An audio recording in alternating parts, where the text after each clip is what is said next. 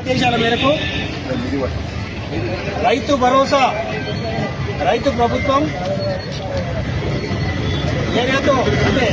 విస్తీర్ణంతో సంబంధం లేకుండా 9 రోజుల్లో 9,000 కోట్ల రూపాయలను మాఫీ చేసిన ఘనత మన కాంగ్రెస్ ప్రభుత్వాన్ని ఈ